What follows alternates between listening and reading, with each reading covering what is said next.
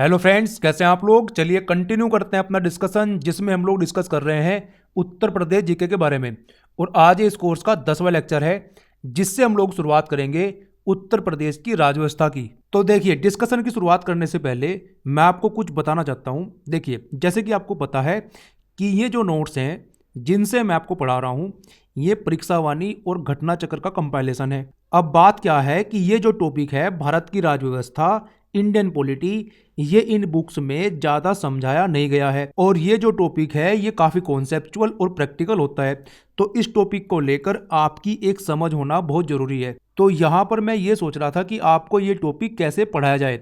क्या केवल वही फैक्ट्स आपको बताऊं जो बुक्स में दिए हुए हैं, या फिर कॉन्सेप्चुअली आपको सारी चीजें समझाऊं। देखिए, मेरा मानना तो ये है कि पढ़ाओ तो दिल से पढ़ाओ, वरना कोई फायदा होता नहीं है पढ़ाने का। और केवल उसी से ही आपको फायदा भी होगा। बाकी तो सब जगह भीड़ लगी हुई है पढ़ाने वालों की, आप लोग देख ही सकते हैं। कुछ चीजें वो पढ़ा देते हैं और कुछ चीजें वो छोड़ देते हैं। मैं आपके साथ में ऐसा नहीं करूंगा, राइट। तो देखिए, यहाँ पर 4 टॉपिक्स हैं जिनके बारे में मैं आपको कॉन्सेप्चुअली समझाऊंगा। और फिर जो इनके बारे में फैक्चुअल डिटेल्स हैं, जो घटना चक्र या फिर परीक्षावाणी की बुक्स में मेंशन्ड हैं, उनको भी मैं आपको बता दूंगा। तो इस प्रकार से इस टॉपिक को हम लोग कॉम्प्रिहेंसिवली कवर करेंगे। इस वाले डिस्कशन को देखने के बाद आपको कमेंट करके मुझे बताना है कि क्या इस टॉपिक को हम लोग इसी प्रकार से कवर करें जैसे मैं आपको कह रहा हूं करने के लिए, या फिर केवल फैक्चुअल डिटेल्स मैं आपको बताऊं। तो चलिए बिना देरी किए शुरू करते हैं अपना आज का डिस्कशन। तो देखिए, ये हैं वो 4 टॉपिक जिनके बारे में हम लोग बात करेंगे। हम लोग बात करेंगे सुप्रीम कोर्ट के बारे में, हाई कोर्ट के बारे में, स्टेट लेजिस्लेचर के बारे में, राज्य विधायिका के बारे में, और जो पंचायती राज इंस्टीट्यूशन है, पंचायती राज संस्था है, उसके बारे में हम लोग बात करेंगे। देखिए, उत्तर प्रदेश जीके की जो हमारी सीरीज चल रही है, उसके हिसाब से पॉलिटी की ये जो 4 टॉपिक हैं, इनको यहाँ पर कवर करना जरूरी है। बाकी के जो टॉपिक्स हैं इंडियन पॉलिटी के, उनको हम लोग काफ़ी डिटेल में डिस्कस करेंगे जब हम लोग बात करेंगे इंडियन पॉलिटी की, भारतीय राज्य व्यवस्था की। आज के इस डिस्कशन में हम लोग बात करेंगे सुप्रीम कोर्ट की। सुप्रीम कोर्ट से संबंधित जितने भी इंपॉर्टेंट फैक्ट्स और कॉन्सेप्ट्स हो सकते हैं आपके एग्जाम के दृष्टिकोण से, वो सभी कुछ आज हम लोग कवर कर लेंगे। तो चलिए बात करते हैं सुप्रीम कोर्ट की। आपको याद रखना है कि जो सुप्रीम कोर्ट है उससे संबंधित प्रावधान जो है वो संविधान के भाग 5 में मेंशन है। और संविधान के आर्टिकल 124 से लेकर 147 तक सुप्रीम कोर्ट से संबंधित प्रावधान मेंशन है संविधान में। आगे आपको याद रखना है कि भारत में सिंगल सिस्टम ऑफ कोर्ट्स है, मतलब हमारे यहाँ पर इंटीग्रेटेड जुडिशरी है। भारत में सबसे ऊपर है सुप्रीम कोर्ट, उसके नीचे होते हैं हाई कोर्ट, और उसके नीचे होते हैं डिस्ट्रिक्ट कोर्ट। तो इनकी एक हिरार्की है जिसमें सबसे ऊपर क्या है, सबसे ऊपर है सुप्रीम कोर्ट। भारत में जो स्टेट के हाई कोर्ट्स हैं वो इंडिपेंडेंट नहीं है, वो सुप्रीम कोर्ट के नीचे ही काम करते हैं। और इसी प्रकार से जो डिस्ट्रिक्ट कोर्ट्स हैं वो हाई कोर्ट के नीचे काम करते हैं। मतलब जो डिस्ट्रिक्ट कोर्ट्स हैं वो हाई कोर्ट और सुप्रीम कोर्ट इन दोनों के ऑर्डर्स फॉलो करते हैं, और जो हाई कोर्ट होता है वो सुप्रीम कोर्ट का ऑर्डर फॉलो करता है, और पूरे के पूरे जुडिशियल सिस्टम को कंट्रोल करता है सुप्रीम कोर्ट। इसके विपरीत अगर हम लोग बात करें यूएसए की, तो जैसे कि हमारे यहाँ पर सुप्रीम कोर्ट है, वहां पर उनका फेडरल कोर्ट है। और यूएसए में जितने भी स्टेट्स हैं उनके अपने अलग अलग हाई कोर्ट्स हैं, और वो जो हाई कोर्ट्स हैं उनका वहां के फेडरल कोर्ट से कोई लेना देना नहीं है, वो अपने आप में इंडिपेंडेंट है, स्वतंत्र है। लेकिन हमारे यहाँ पर ऐसा नहीं है। हमारे यहाँ पर जो राज्यों के हाई कोर्ट्स हैं वो स्वतंत्र नहीं है, वो इंडिपेंडेंट नहीं है। और हमारे यहाँ पर ये जो पूरा का पूरा जुडिशियल सिस्टम है ये एक हिरार्की में काम करता है, जिसमें सबसे ऊपर क्या है, सबसे ऊपर है सुप्रीम कोर्ट, उसके नीचे क्या है, हाई कोर्ट, और उसके नीचे क्या होते हैं, डिस्ट्रिक्ट कोर्ट। तो इसी सिस्टम को कहा जाता है इंटीग्रेटेड जुडिशरी। आई होप कि आपको ये समझ में आ गया होगा। तो ये जो इंटीग्रेटेड जुडिशरी वाला सिस्टम है हमारे संविधान में, इसको अडॉप्ट किया गया है गवर्नमेंट ऑफ इंडिया एक्ट 1935 से। काफी इंपोर्टेंट फैक्ट है, आपको भूलना नहीं है। आगे बात करते हैं। देखिए, सुप्रीम कोर्ट की स्थापना 28 जनवरी सन 1950 को हुई थी, आपको याद रखना है। और सुप्रीम कोर्ट ने सक्सीड किया था फेडरल कोर्ट ऑफ इंडिया को। और फेडरल कोर्ट ऑफ इंडिया की स्थापना जो है गवर्नमेंट ऑफ इंडिया एक्ट 1935 के तहत हुई थी, आपको याद रखना है, राइट। सुप्रीम कोर्ट ने ब्रिटिश प्रीवी काउंसिल को रिप्लेस किया था, जो ब्रिटिश पीरियड में हाईएस्ट कोर्ट ऑफ अपील हुआ करती थी, ये आपको याद रखना है। तो इस प्रकार से जो सुप्रीम कोर्ट है उसका जो क्षेत्राधिकार है, उसका जो ज्यूरिसडिक्शन है वो फेडरल कोर्ट से ज्यादा है। क्यों? क्योंकि सुप्रीम कोर्ट जो है वो एक फेडरल कोर्ट भी है, और वो एक हाईएस्ट कोर्ट ऑफ अपील भी है, क्योंकि उसने रिप्लेस किया था ब्रिटिश प्रीवी काउंसिल को। ब्रिटिश प्रीवी काउंसिल जो है ब्रिटिश पीरियड में हाईएस्ट कोर्ट ऑफ अपील हुआ करती थी। आगे बात करते हैं। देखिए, वर्तमान में सुप्रीम कोर्ट में जजों की संख्या है 34। पहले सुप्रीम कोर्ट में जजों की संख्या हुआ करती थी 31, जिसमें से एक होते थे चीफ जस्टिस ऑफ इंडिया और बाकी के 30 हुआ करते थे सुप्रीम कोर्ट के दूसरे जज।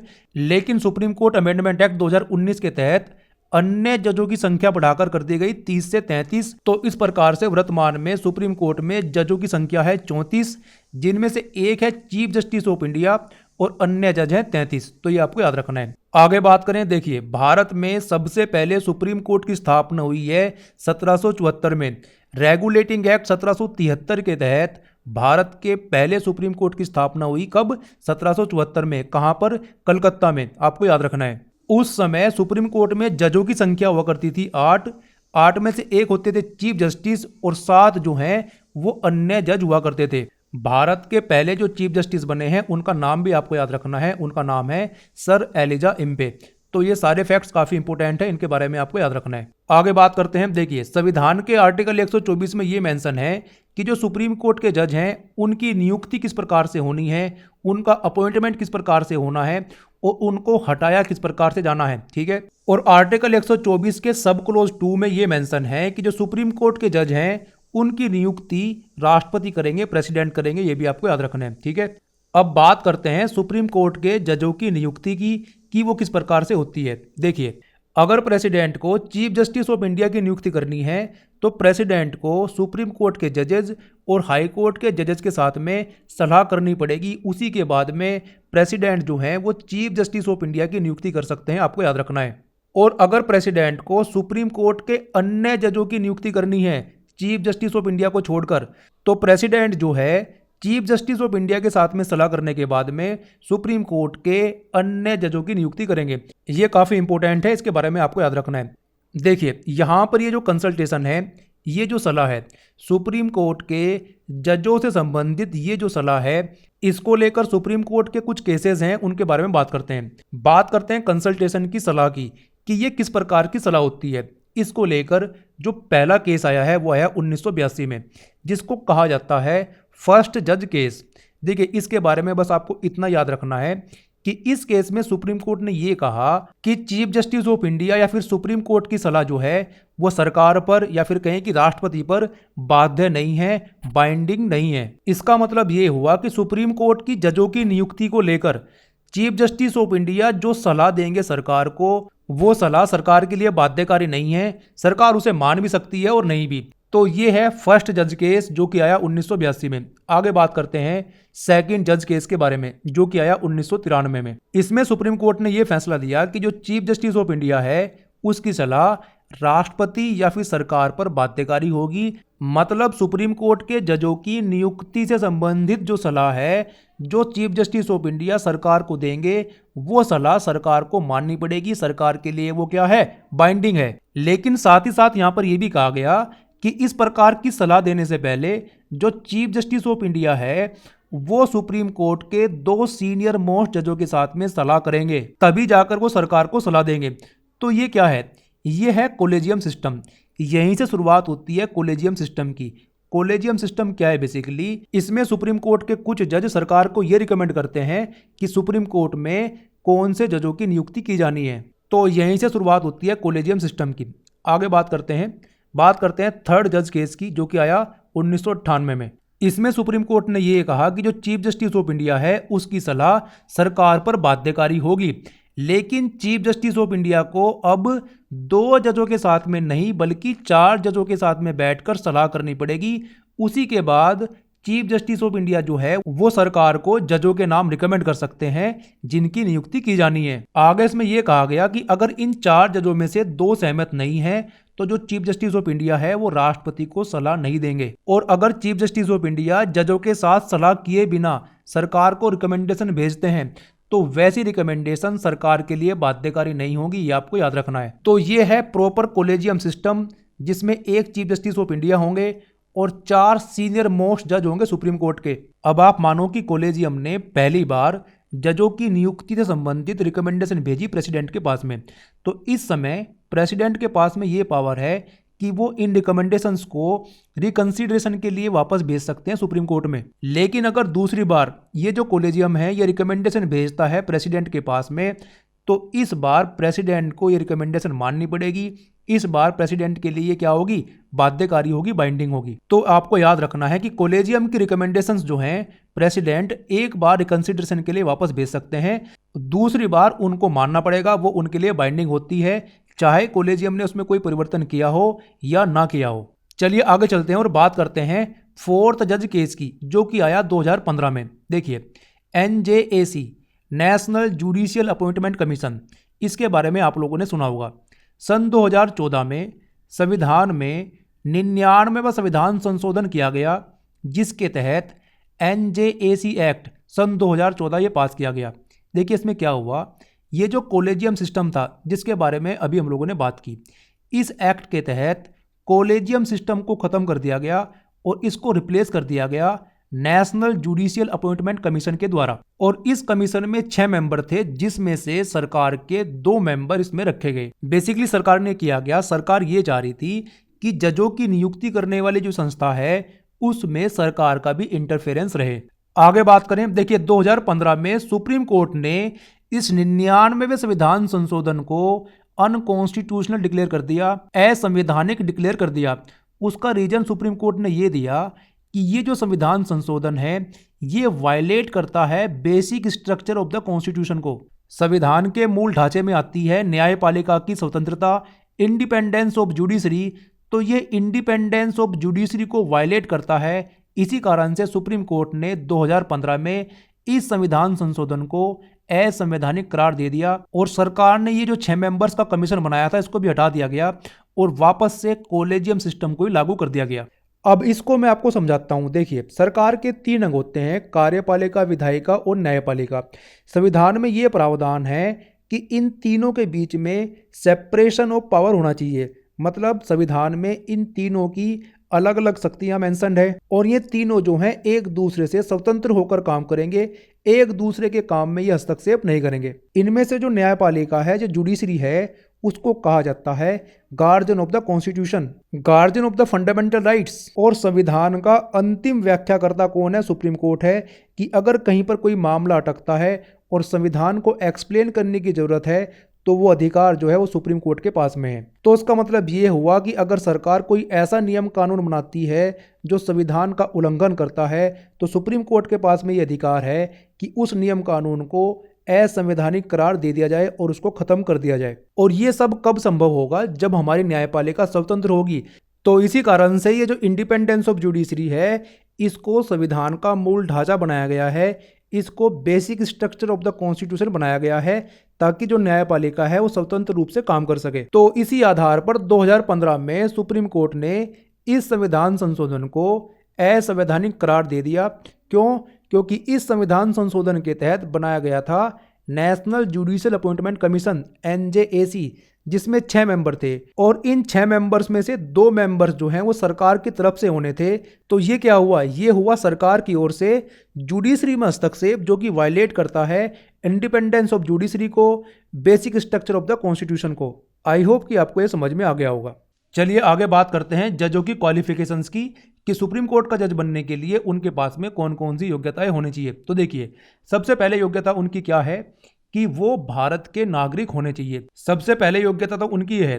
दूसरी ये है कि उन्होंने किसी भी हाई कोर्ट में कम से कम 5 साल तक एक जज के तौर पर काम किया हो, या फिर किसी भी हाई कोर्ट में कम से कम 10 साल तक एक एडवोकेट के रूप में काम किया हो। तो इनमें से कोई एक एलिजिबिलिटी उनके पास में होनी चाहिए।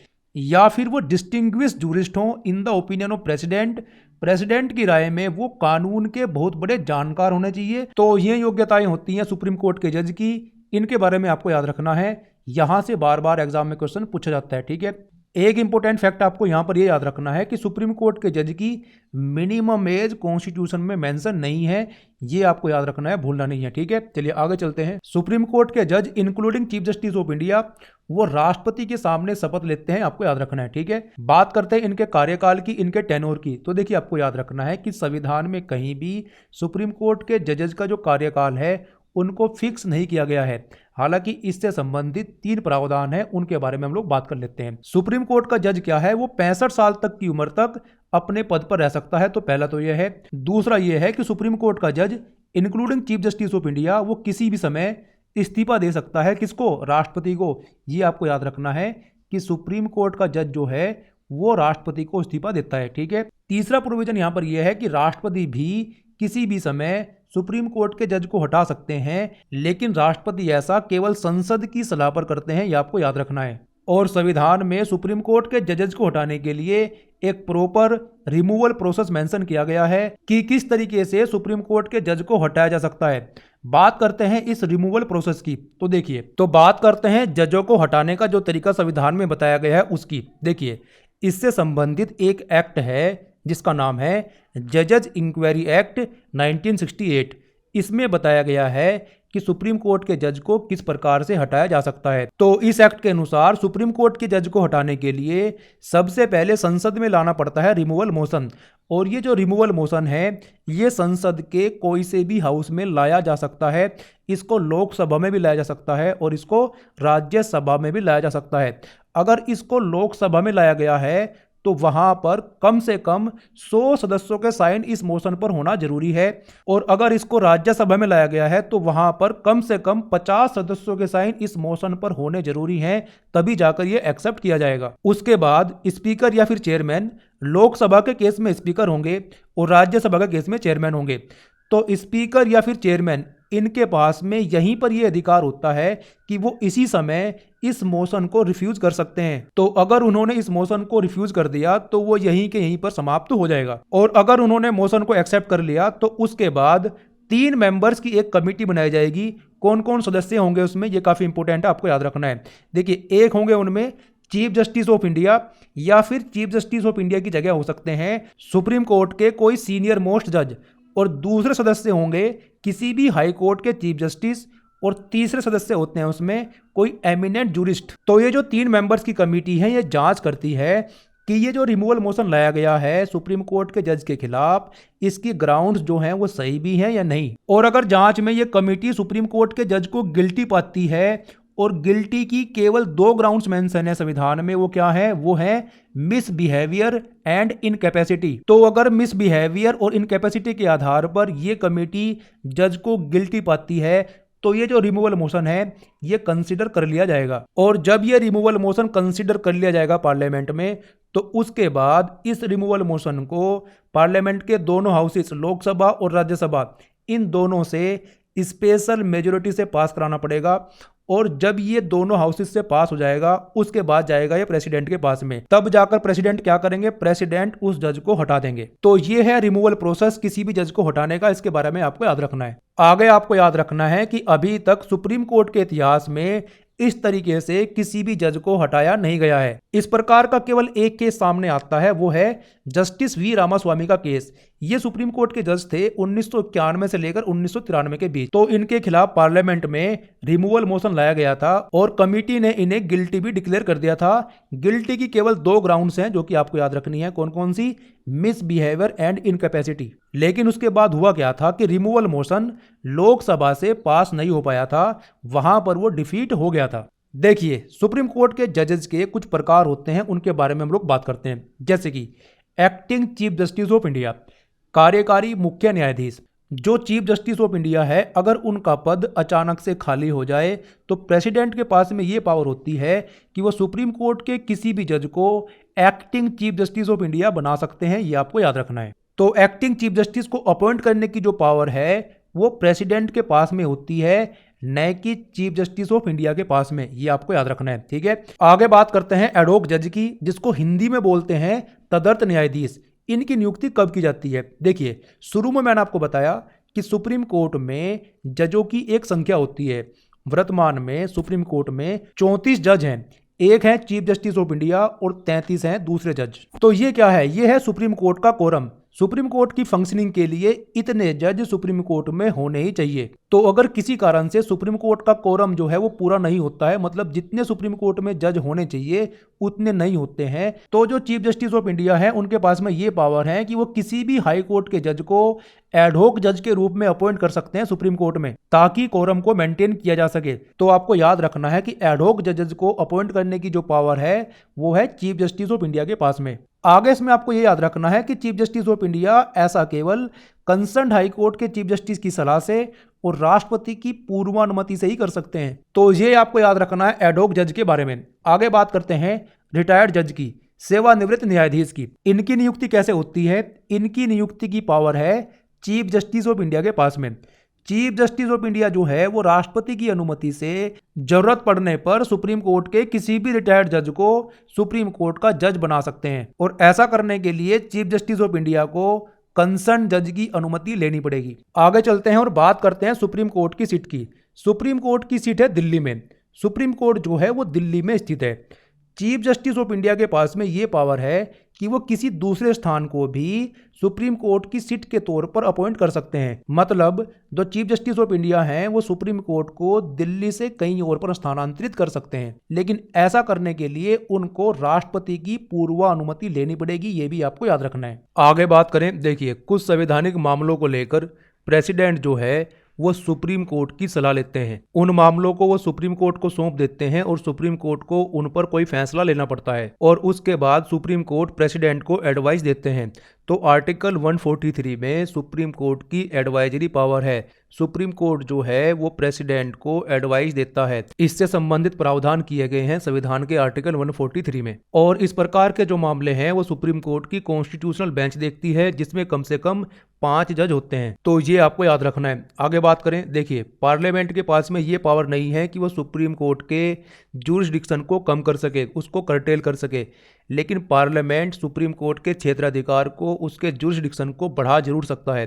तो ये आपको याद रखना है। अब हम लोग बात करते हैं सुप्रीम कोर्ट की पावर्स की। ये भी काफ़ी इंपॉर्टेंट है। देखिए सबसे पहले बात करते हैं सुप्रीम कोर्ट के ओरिजिनल जुरिडिक्शन के बारे में। देखिए ओरिजिनल जुरिडिक्शन का मतलब ये होता है कि कुछ मामले ऐसे होते हैं जिनको लेकर सुप्रीम कोर्ट में डायरेक्टली जाया जा सकता है। उदाहरण के तौर पर अगर किसी के भी फंडामेंटल राइट्स का उल्लंघन होता है तो आर्टिकल 32 के तहत डायरेक्टली सुप्रीम कोर्ट में जाया जा सकता है।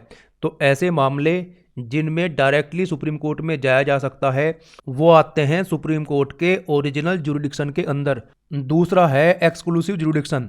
देखिए इसमें क्या होता है, इसमें ऐसे मामले होते हैं जिनको लेकर केवल और केवल सुप्रीम कोर्ट में ही जाया जा सकता है। उस प्रकार के जो मामले हैं वो आते हैं सुप्रीम कोर्ट के एक्सक्लूसिव जुरिडिक्शन के अंदर। उदाहरण के तौर पर हम लोग बात कर सकते हैं फेडरल डिस्प्यूट्स की। फेडरल डिस्प्यूट्स क्या होते हैं, जैसे कि राज्य राज्य का कोई डिस्प्यूट हो गया या फिर राज्य और केंद्र सरकार का कोई डिस्प्यूट हो गया।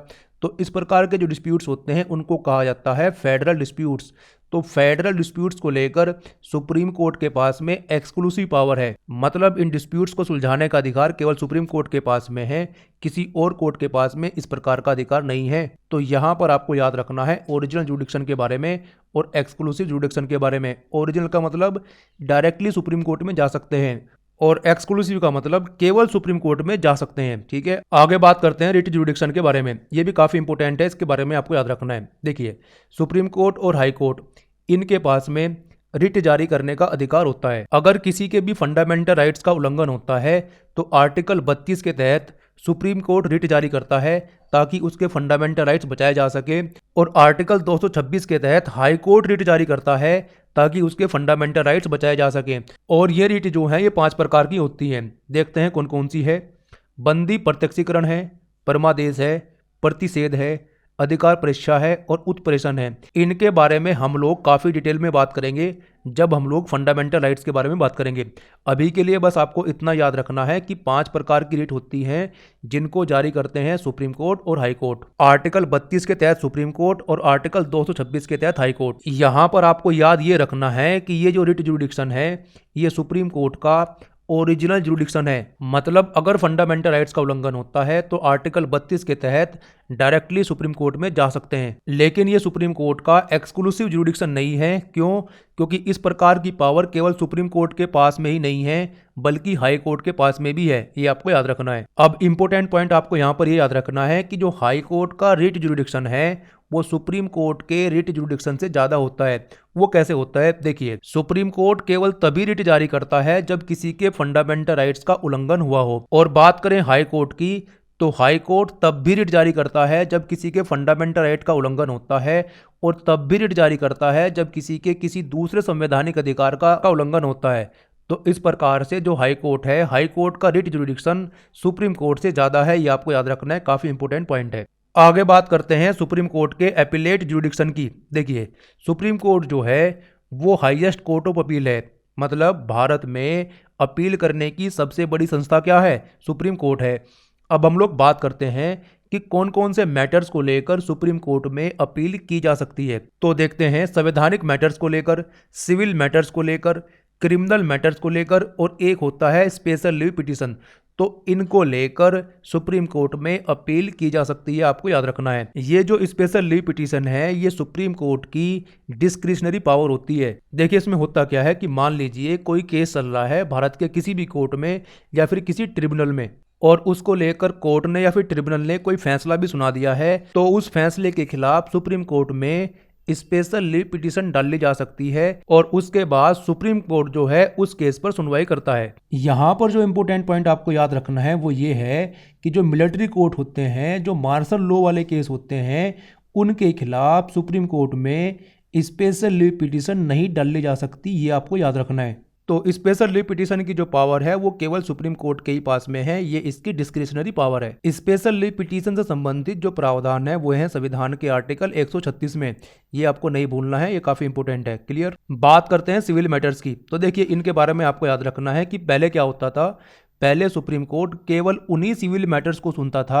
जो 20,000 रुपये से ज़्यादा हुआ करते थे, मतलब जिनकी मॉनेटरी वैल्यू जो है वो 20,000 रुपये से ज़्यादा हुआ करती थी। लेकिन 30वें संविधान संशोधन 1972 से ये जो मॉनेटरी लिमिट है 20,000 वाली, इसको हटा दिया गया, और अब सुप्रीम कोर्ट सिविल मैटर्स को देखने के लिए उसकी मॉनेटरी वैल्यू नहीं देखता, वो कोई भी केस हो सकता है। बात करें यूएसए की, तो यूएसए का जो फेडरल कोर्ट है उसमें केवल संवैधानिक मामलों को लेकर ही अपील डाली जा सकती है। ऐसा नहीं है जैसा हमारे यहाँ पर है कि हमारे यहाँ पर संवैधानिक मामलों को लेकर भी, सिविल मैटर्स को लेकर भी, क्रिमिनल मैटर्स को लेकर भी, और एक है सुप्रीम कोर्ट की डिस्क्रिशनरी पावर, क्या है? Special leave petition. तो इन सभी को लेकर सुप्रीम कोर्ट में अपील डाली जा सकती है। यूएसए में ऐसा नहीं है, यूएसए में केवल संवैधानिक मामलों को लेकर ही अपील डाली जा सकती है, आपको याद रखना है। आगे बात करते हैं सुप्रीम कोर्ट की एडवाइजरी पावर की, ये भी काफी इंपॉर्टेंट है। इससे संबंधित संविधान के आर्टिकल 143 में प्रावधान किए गए हैं, आपको याद रखना है। इसमें होता क्या है कि जो प्रेसिडेंट है वो कुछ मैटर्स को लेकर सुप्रीम कोर्ट की एडवाइस लेते हैं। कौन कौन से मैटर्स हैं वो? 2 प्रकार के मैटर होते हैं। पहला है कि कोई मैटर पब्लिक इंपोर्टेंस का हो, या फिर वो कोई प्री कॉन्स्टिट्यूशनल ट्रीटी हो। प्री कॉन्स्टिट्यूशनल ट्रीटी का मतलब ये है कि कोई ऐसा नियम कानून हो जो संविधान के लागू होने से पहले का हो। तो इस प्रकार के जो मैटर हैं उनको लेकर भी प्रेसिडेंट क्या करते हैं? सुप्रीम कोर्ट की सलाह लेते हैं। अब इंपॉर्टेंट पॉइंट आपको यहाँ पर ये याद रखना है कि जो पहला केस है, मतलब पब्लिक इंपोर्टेंस वाले जो मैटर है, उनको लेकर सुप्रीम कोर्ट जो है वो प्रेसिडेंट को एडवाइस दे भी सकते हैं और नहीं भी। लेकिन जो दूसरा केस है प्री कॉन्स्टिट्यूशनल ट्रीटी वाला, उसको लेकर अगर प्रेसिडेंट सुप्रीम कोर्ट से सलाह मांगते हैं तो इस केस में सुप्रीम कोर्ट को प्रेसिडेंट को एडवाइस देनी ही पड़ेगी, ये मैंडेटरी है। तो ये काफी इंपॉर्टेंट पॉइंट है, आपको याद रखना है। आगे बात करें एडवाइस की, जो सुप्रीम कोर्ट ने प्रेसिडेंट को दी है, तो वो जो एडवाइस है वो प्रेसिडेंट पर बाध्यकारी नहीं है, उसको प्रेसिडेंट मान भी सकते हैं और नहीं भी, ये भी आपको याद रखना है। आगे बात करते हैं कोर्ट ऑफ रिकॉर्ड की, जिसको हिंदी में कहा जाता है अभिलेख न्यायालय। इससे संबंधित संविधान में प्रावधान किए गए हैं आर्टिकल 129 में, ये आपको नहीं भूलना है, बार बार एग्जाम में पूछा जाता है। देखिए सुप्रीम कोर्ट को as a court of record कुछ शक्तियां प्राप्त हैं, उनके बारे में हम लोग बात करते हैं। तो देखिए सुप्रीम कोर्ट के जितने भी जजमेंट्स हैं, उसकी जो प्रोसीडिंग्स हैं या फिर कोई नियम कानून है, उनका सुप्रीम कोर्ट एक रिकॉर्ड रखता है, और इस रिकॉर्ड को as a legal reference, as a legal evidence Bharat के किसी भी कोर्ट में या फिर किसी भी ट्रिब्यूनल में एडमिट किया जा सकता है। तो ये एक पावर है सुप्रीम कोर्ट की। दूसरी पावर ये है कि अगर कोई कंटेम्प्ट ऑफ कोर्ट करता है, कोर्ट की अवहेलना करता है, तो सुप्रीम कोर्ट के पास में ये अधिकार है कि उसको दंड दे सके, और दंड के तहत उसको कम से कम 6 महीने की सजा या फिर 2,000 रुपए तक का फाइन सुप्रीम कोर्ट उस पर लगा सकता है। तो ये पावर्स मिली हुई हैं सुप्रीम कोर्ट को as a court of record, ये आपको याद रखना है। आगे बात करते हैं, ये भी काफी इंपॉर्टेंट है। देखिए आपको याद रखना है कि प्रेसिडेंट और वाइस प्रेसिडेंट, इनके इलेक्शन से संबंधित अगर कोई डिस्प्यूट उठता है तो उसको सुलझाने का अधिकार सुप्रीम कोर्ट के पास में है, ये आपको याद रखना है। आगे बात करें, देखिए यूपीएससी, यूपीएससी के चेयरमैन या फिर उसके मेंबर्स, अगर इनके खिलाफ कोई जांच होनी है तो प्रेसिडेंट सुप्रीम कोर्ट को बोल सकते हैं इंक्वायरी करने के लिए, और सुप्रीम कोर्ट को इनके कंडक्ट और इनके बिहेवियर को लेकर इंक्वायरी करनी पड़ेगी कि अगर सुप्रीम कोर्ट इनको गिल्टी पाता है, और गिल्टी की संविधान में 2 ग्राउंड्स हैं, कौन कौन सी, मिसबिहेवियर एंड इनकैपेसिटी। तो अगर सुप्रीम कोर्ट इनको गिल्टी पाता है तो सुप्रीम कोर्ट क्या कर सकता है, सुप्रीम कोर्ट प्रेसिडेंट को रिकमेंड करेगा कि इनको हटा दिया जाए। और इम्पोर्टेंट पॉइंट आपको यहाँ पर ये याद रखना है कि ये जो एडवाइस दी है सुप्रीम कोर्ट ने प्रेसिडेंट को यूपीएससी के चेयरमैन या फिर उसके मेंबर्स को हटाने वाली, ये जो एडवाइस दी है सुप्रीम कोर्ट ने प्रेसिडेंट को, ये प्रेसिडेंट को माननी ही पड़ेगी। प्रेसिडेंट पर ये बाध्यकारी होती है, मतलब प्रेसिडेंट को उनको अब हटाना ही पड़ेगा। ये काफ़ी इंपॉर्टेंट पॉइंट है, इसको आपको नहीं भूलना है। आगे हम लोग बात करते हैं कि जो भारत का सुप्रीम कोर्ट है और यूएसए का सुप्रीम कोर्ट है, उनके बीच में अंतर क्या है। तो देखते हैं इनको 1 बाय 1 करके। देखिए, हम लोगों ने बात करी भारत के सुप्रीम कोर्ट के ओरिजिनल जुडिक्शन के बारे में। तो देखिए, इंडिया में सुप्रीम कोर्ट का जो ओरिजिनल जुडिक्शन है वो कन्फाइंड है केवल फेडरल मैटर्स को लेकर, लेकिन यूएसए में जो ओरिजिनल जुडिक्शन है वो नए केवल फेडरल केसेस को लेकर है, बल्कि दूसरे केसेस को लेकर भी है, आपको याद रखना है। आगे बात करें, देखिए हम लोगों ने बात करी स्पेशल लीव पिटिशन की, आर्टिकल 136 की। तो भारत में स्पेशल लीव पिटिशन वाला कॉन्सेप्ट है, लेकिन यूएसए में स्पेशल लीव पिटिशन वाला कोई कॉन्सेप्ट नहीं है, आपको याद रखना है। भारत में सुप्रीम कोर्ट के पास में एडवाइजरी जुडिक्शन है, जिसके तहत सुप्रीम कोर्ट राष्ट्रपति को सलाह दे सकता है, और इससे संबंधित प्रावधान है आर्टिकल 143 में। इसके बारे में हम लोगों ने बात करी। लेकिन यूएसए में इस प्रकार की कोई एडवाइजरी पावर वहां के फेडरल कोर्ट के पास में नहीं है। आगे बात करें, देखिए भारत में सुप्रीम कोर्ट की जो जुडिशियल रिव्यू का स्कोप है वो काफी लिमिटेड है, और यूएसए में जुडिशियल रिव्यू का जो स्कोप है वो काफी वाइड है। और ये जो जुडिशियल रिव्यू वाला कॉन्सेप्ट है ये भारत में यूएसए से ही अडॉप्ट किया गया है, ये भी आपको याद रखना है। आगे आपको याद रखना है कि भारत में जो पार्लियामेंट है वो सुप्रीम कोर्ट की पावर को चेंज कर सकता है, और चेंज भी कैसे करेगा कि उसकी पावर को बढ़ा सकता है लेकिन घटा नहीं सकता। लेकिन यूएसए में जो सुप्रीम कोर्ट है और उसकी जो पावर मेंशन है कॉन्स्टिट्यूशन में वही रहेगी, उसके साथ में पार्लियामेंट कोई भी बदलाव नहीं कर सकता। आगे बात करें, देखिए भारत में है इंटीग्रेटेड जुडिशरी। भारत का जो जुडिशियल सिस्टम है वो एक हिरार्की में काम करता है, जिसमें सबसे ऊपर है सुप्रीम कोर्ट, उसके नीचे काम करते हैं हाई कोर्ट, और उसके नीचे काम करते हैं डिस्ट्रिक्ट कोर्ट्स। लेकिन यूएसए में इस प्रकार का सिस्टम नहीं है। वहाँ के राज्यों के जो हाई कोर्ट्स हैं वो स्वतंत्र हैं, वो इंडिपेंडेंट रूप से काम करते हैं, आपको याद रखना है। उनका वहाँ के सुप्रीम कोर्ट से कोई लेना देना नहीं है, वो उससे स्वतंत्र होकर काम करते हैं। तो ये डिफरेंस भारत के सुप्रीम कोर्ट और यूएसए का जो फेडरल कोर्ट है उनके बीच में ये जो डिफरेंसेस हैं इनके बारे में आपको याद रखना है, ठीक है। चलिए आगे चलते हैं। अब हम लोग बात करते हैं कुछ इंपॉर्टेंट फैक्ट्स के बारे में। देखिए आपको याद रखना है कि संविधान का अंतिम व्याख्याकार और संरक्षक क्या है, तो वो है सुप्रीम कोर्ट। क्लियर, याद रखना है आपको। भारत में सुप्रीम कोर्ट के जो पहले न्यायाधीश हैं उनका नाम भी आपको याद रखना है, उनका नाम है हीरालाल जे कानिया। क्लियर। और सुप्रीम कोर्ट में पहली महिला न्यायाधीश जो बनी थी वो बनी थी फातिमा बीवी, तो इनका नाम भी आपको याद रखना है। अगला इंपॉर्टेंट फैक्ट आपको यहाँ पर यह याद रखना है कि जब भारतीय न्यायिक पद्धति में लोकहित मुकदमा, जिसको कहा जाता है पब्लिक इंटरेस्ट लिटिगेशन, ये लाया गया, तो उस समय भारत के न्यायाधीश कौन थे, तो आपको याद रखना है कि उस समय भारत के न्यायाधीश थे पीएन भगवती। आगे बात करें, देखिए जुडिशियल रिव्यू का जो अधिकार है वो भारत में केवल सुप्रीम कोर्ट के पास में है, हाई कोर्ट या फिर डिस्ट्रिक्ट कोर्ट के पास में जुडिशियल रिव्यू का अधिकार नहीं है, आपको याद रखना है। और सुप्रीम कोर्ट के जजों का वेतन जो है वो भारत के संचित निधि कोष से दिया जाता है, ये भी आपको याद रखना है। तो देखिए यहाँ पर हमारा जो थ्योरी वाला पार्ट था वो कवर होता है, जिसमें हम लोगों ने बात करी है सुप्रीम कोर्ट के बारे में। इससे संबंधित जितने भी इंपॉर्टेंट फैक्ट्स और कॉन्सेप्ट हो सकते थे आपके एग्जाम के दृष्टिकोण से, वो सभी कुछ हम लोगों ने कवर कर लिया है अपने थ्योरी वाले पार्ट में। अब हम लोग डिस्कस करते हैं इसी थ्योरी पर बेस्ड एमसीक्यूज। तो चलिए एमसीक्यू डिस्कस करते हैं। क्वेश्चन नंबर 1 की बात करते हैं। मूल रूप से संविधान में सर्वोच्च न्यायालय में मुख्य न्यायाधीश के अतिरिक्त कितने न्यायाधीश थे ये आपको बताना है। इसके बारे में हम लोग बात कर चुके हैं। इसका जो आंसर होगा वो होगा ऑप्शन बी 7। क्लियर। तो यहाँ पर आपको क्या करना है, यहाँ पर आपको वीडियो को पॉज करना है, ये सारे क्वेश्चन पहले आपको खुद से ट्राई करने हैं, इनके आंसर खुद से निकालने हैं, उसी के बाद अपना आंसर मेरे आंसर से मिलाना है। तो इस प्रकार से आपको ये सारे क्वेश्चन सोल्व करने हैं। क्वेश्चन नंबर 2 की बात करते हैं। वर्तमान में सर्वोच्च न्यायालय में मुख्य न्यायाधीश के अतिरिक्त कितने न्यायाधीश का प्रावधान किया गया है, ये आपको बताना है। तो इसके बारे में मैंने आपको बताया था। देखिए यहाँ पर जो आंसर होगा वो होगा ऑप्शन ए 33। देखिए वर्तमान में सुप्रीम कोर्ट में कुल 34 न्यायाधीश है, जिनमें से एक है चीफ जस्टिस ऑफ इंडिया और 33 हैं दूसरे न्यायाधीश। ठीक है, क्वेश्चन नंबर 3 की बात करते हैं। भारत के उच्चतम न्यायालय को कौन से अधिकार प्राप्त हैं, ये आपको बताना है। इसके बारे में मैंने आपको बताया था। देखिए यहाँ पर जो आंसर होगा वो होगा ऑप्शन डी। सुप्रीम कोर्ट के पास में ओरिजिनल ज्यूरिडिक्शन भी है, अपीलेट ज्यूरिडिक्शन भी है और एडवाइजरी ज्यूरिडिक्शन भी है। क्लियर, तो ये आपको याद रखना है। आगे बात करते हैं क्वेश्चन नंबर 4 की।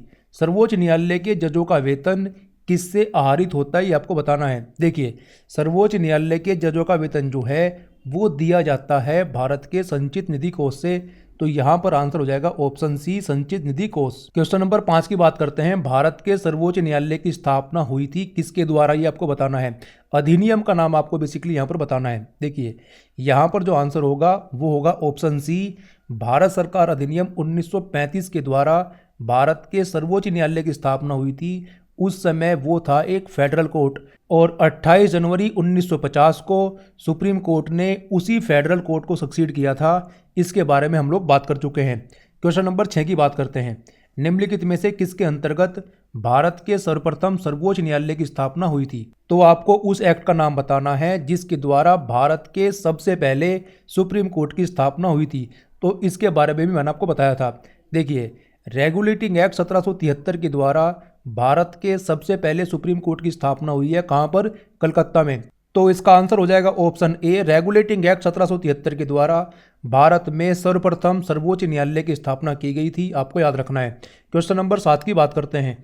सर्वोच्च न्यायालय के न्यायाधीश भारत के राष्ट्रपति द्वारा हटाए जा सकते हैं कैसे, ये आपको बताना है। देखिए सर्वोच्च न्यायालय के न्यायाधीश राष्ट्रपति के द्वारा संसद की सलाह पर हटाए जा सकते हैं, या फिर ऐसा कहें कि संसद में रिमूवल मोशन को पास करने के बाद राष्ट्रपति सुप्रीम कोर्ट के जजों को हटा सकते हैं। इसके बारे में हम लोग बात कर चुके हैं। तो यहाँ पर आंसर हो जाएगा ऑप्शन डी, संसद में महाभियोग प्रस्ताव या फिर रिमूवल मोशन को पारित करने के बाद राष्ट्रपति सुप्रीम कोर्ट के न्यायाधीशों को हटा सकते हैं। आपको याद रखना है। क्वेश्चन नंबर 8 की बात करते हैं। भारत में उच्चतम न्यायालय में न्यायाधीशों की संख्या बढ़ाने का अधिकार किसके पास में है। देखिए इसका जो आंसर होगा वो होगा ऑप्शन ए, भारत की संसद के पास में अधिकार है कि वो सुप्रीम कोर्ट के जजों की संख्या को बढ़ा सकता है। ये आपको याद रखना है। ठीक है, आगे बात करते हैं क्वेश्चन नंबर 9 की। उच्चतम न्यायालय के न्यायाधीशों की संख्या में वृद्धि करने की शक्ति किसके पास में है। तो ये क्वेश्चन तो रिपीट हो गया। यहाँ पर आंसर होगा ऑप्शन सी, संसद। क्वेश्चन नंबर 10 की बात करते हैं। सर्वोच्च न्यायालय के न्यायाधीशों में निम्न में से कौन सी अर्हता होनी चाहिए, उनकी योग्यता के बारे में आपको बताना है। देखते हैं, ऑप्शन ए में दिया हुआ है कि वह किसी एक या अधिक उच्च न्यायालयों में लगातार कम से कम 5 वर्ष तक न्यायाधीश के रूप में कार्य कर चुका हो।